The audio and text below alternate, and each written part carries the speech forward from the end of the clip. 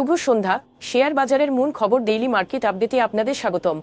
আজ ডিএসইর মূল সূচক ডিএসইএক্স 64.32 পয়েন্ট বা 1.08% হ্রাস পেয়ে 5,868 পয়েন্ট হয়েছে। বাজারে লেনদেনের পরিমাণ ছিল 1,015 কোটি টাকা, যা আগের দিনের তুলনায় 11.20% কম।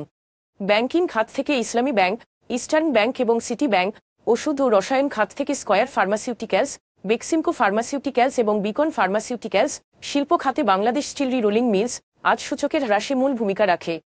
টেক্সটাইল খাতে আজ সর্বোচ্চ 1.71% এবং বীমা খাতে দ্বিতীয় সর্বোচ্চ 1.64% মূল্য বৃদ্ধি পায়।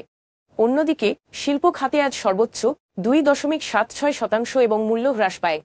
মূল্য হ্রাস পাওয়া শীর্ষ 20-এ আজ শিল্প খাতে 5টি, খাদ্য ও আনুষঙ্গিক খাত এবং ওষুধ ও রসায়ন উভয় দুটি খাতে 4টি করে কোম্পানি রয়েছে।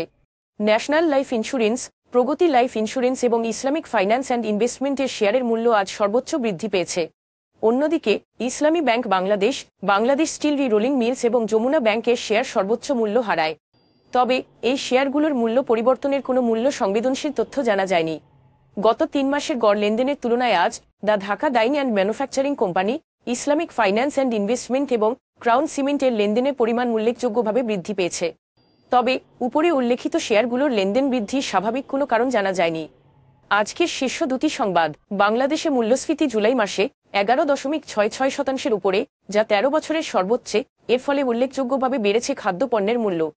পয়েন্ট টু পয়েন্ট ভিত্তিতে খাদ্য মূল্যস্ফীতি 3.68% বেড়ে 14.10% পৌঁছেছে, যা আগের মাসে ছিল 10.42%।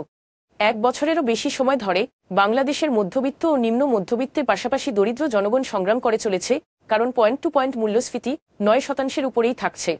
মার্কিন রেটিং এজেন্সি মুডিসের মতে, বাংলাদেশের ক্রেডিট রেটিং নির্ভর করবে রাজনৈতিক স্থিতিশীলতা বজায় রাখা এবং কাঠামোগত সংস্কারে অন্তর্বর্তী সরকারের অঙ্গীকারের ওপর।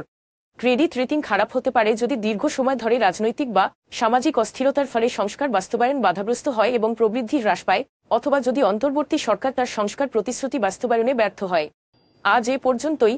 আগামীকাল আবার আসবো শেয়ার বাজারের নানা আপডেট নিয়ে। ধন্যবাদ।